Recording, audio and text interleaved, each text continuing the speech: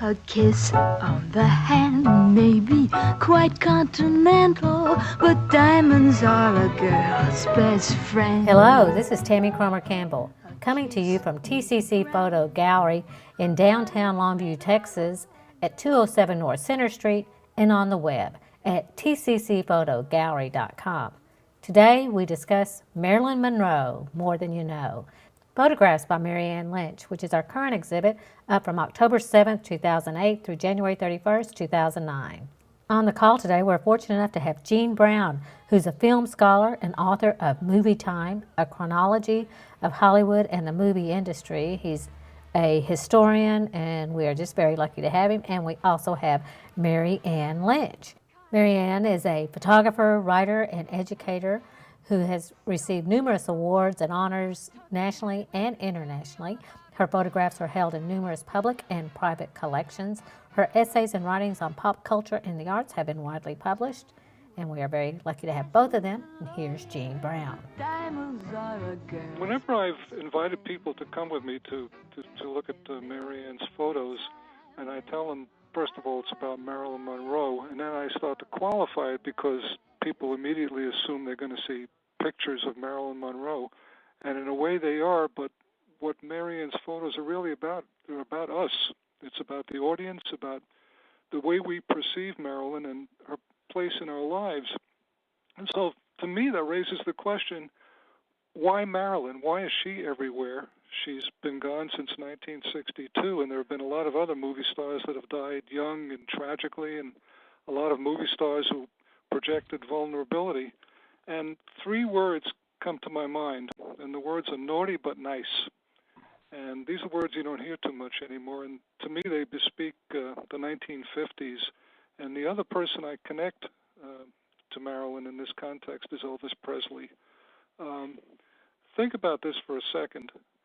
Can you imagine years from now people seeing images of Mick Jagger and Madonna all over the place?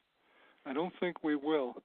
And the reason is that Marilyn Monroe, as well as Elvis, have a certain kind of appeal to us that goes beyond celebrityhood and good looks and their artistry.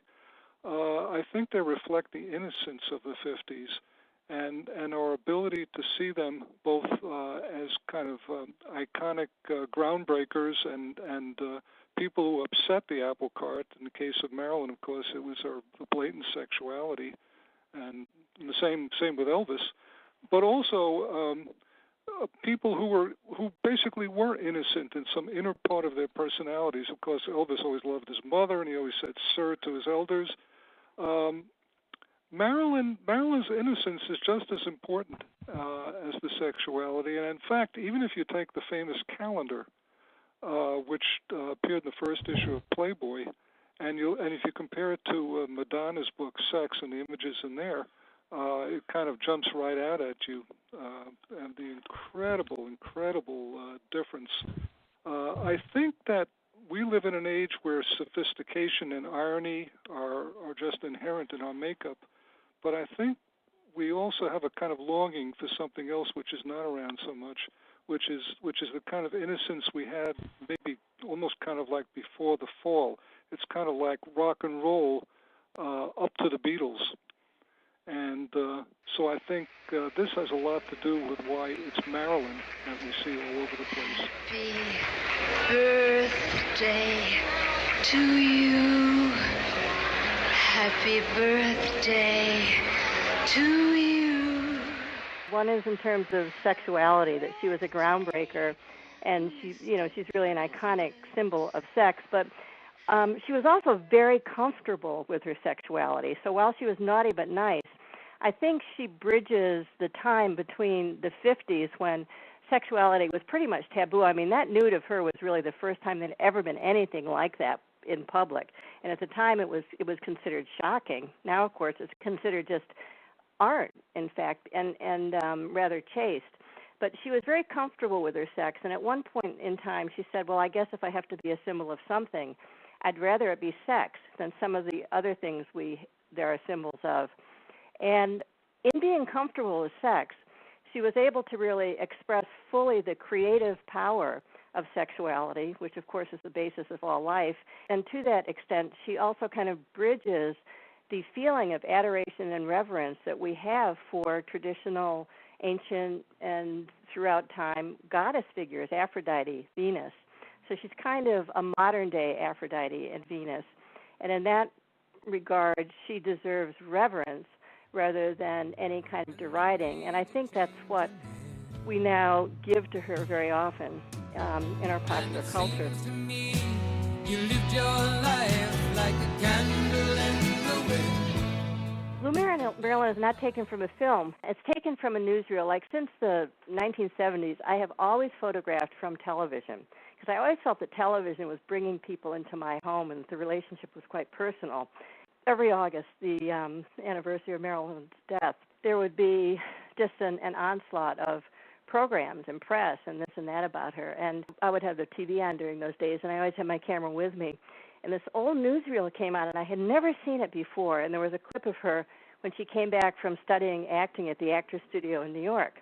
And she was meeting with reporters, and she had that gloved hand up to her face. It was a black and white clip. And I was just so taken with it.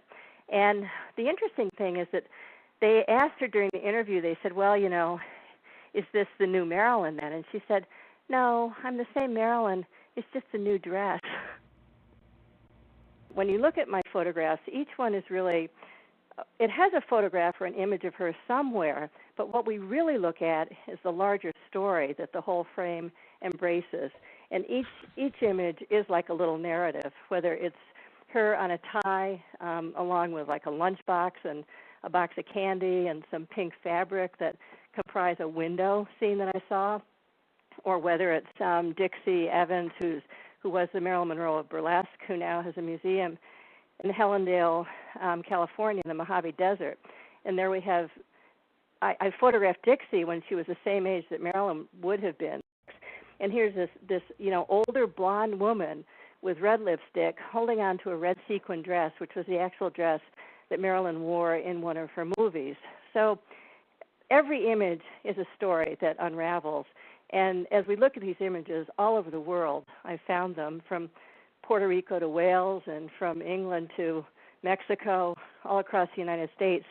Each one is a terrific revelation about what we in our culture are looking for and how we use Marilyn to create a little story. You know, there's a real sense of vitality and life that Marilyn gave to the camera in many of her images.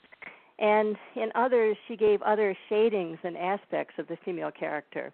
And I think she did this more than any other star. There are so many different Marilyns, and she understood that her legacy would be movies, but more than that, it would be photography. She started as a model. The people who can remember actually, when she was alive and still making movies and going to her movies when they were current, they're at least in their 50s now. Right. And so, and they're not, it's not older people who are sustaining this all by themselves. So what really is incredible to me is all the people younger than that who still respond to Marilyn. That's right. And you don't get that with Rudolph Valentino or Jean Harlow or any of those people. So we're going to be seeing more of Norma Jean as well as the blonde Marilyn, because Norma Jean also represented a lot of very positive qualities. And she'd been a good athlete, when she was a kid, and she really cared about diet and taking care of her skin, which is one reason it was so beautiful.